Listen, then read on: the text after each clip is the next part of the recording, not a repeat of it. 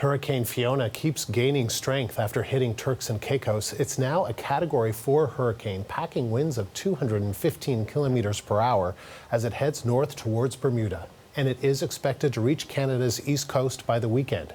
Hurricane Fiona slammed Puerto Rico and Dominican Republic as a Category 3 storm over the weekend, dumping heavy rain and triggering widespread flooding. 80% of Puerto Rico remains without power. Many places are also without clean water. Emergency officials on Prince Edward Island are telling residents to get ready for Hurricane Fiona. The storm is tracking towards Atlantic Canada and could hit the region later this week. Fiona will impact PEI. We know that. We don't know the how and the where and the how bad, but we can say for certain we're going to see impacts. We know that islanders are preparing, and we encourage you to continue to do that. We are grateful that today the sun did come out, so tonight would be the opportunity and tomorrow to make sure your preparations are complete, preferably before Friday, as we start to see the onset of Fiona and that wind and rain start to enter into the province.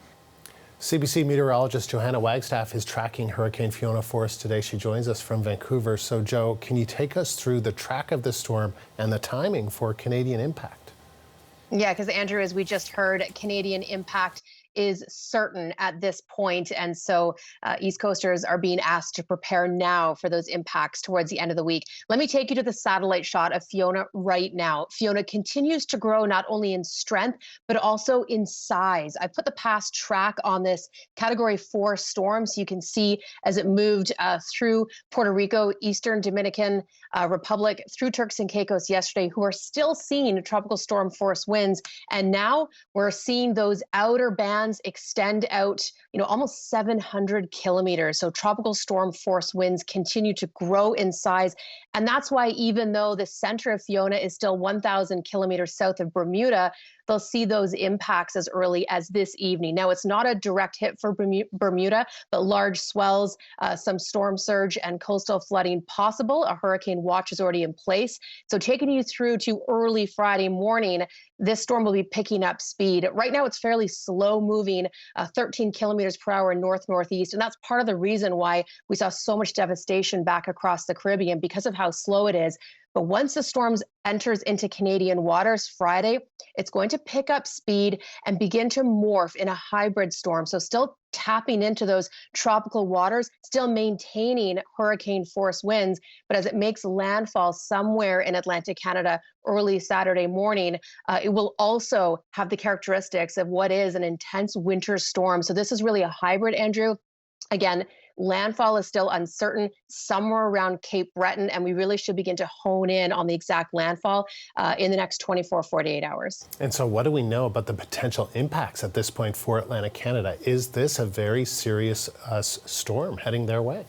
It absolutely is. Yeah, this could be one of the biggest storms with the biggest impact that we've seen across parts of Atlantic Canada in some time. Some comparisons being made to Juan already. I want to show you some of the plots we have. So this is what we call a spaghetti plot map. Basically, all of our various models trying to hone in on landfall. The more consensus we have, the better agreement on that landfall. But you can see they stretch from Cape Breton through to Newfoundland. But one thing's certain, landfall is likely in Atlantic Canada. All of these models bring it in for a Saturday morning landfall somewhere. Now, I borrowed this graphic from Ryan Snodden, and we do have an amazing team of meteorologists out on the East Coast who are updating online. And you can see that no matter where you are across the Maritimes, heaviest rain will be happening along and to the left of the track. So if the storm makes landfall in Newfoundland, the Maritimes will get the worst of the rain. We're also looking at big storm surge, no matter where you are on the coast as that storm approaches. And definitely around Cape Breton, where a lot of those models are pointing towards landfall. Emergency kits and preparations need to happen right now. Talking about the strongest wind gusts, we're also expected to see those to the right of the track. So that's that forward motion added on top of the counterclockwise spin of Fiona, and it will still be spinning. So Andrew, really watching for those updates. Are coming every 6 hours now from the Canadian Hurricane Center, and they have issued a widespread tropical statement. I imagine we'll see warnings later today. All right, Jo, thank you. CBC meteorologist Johanna Wagstaff live in North Vancouver.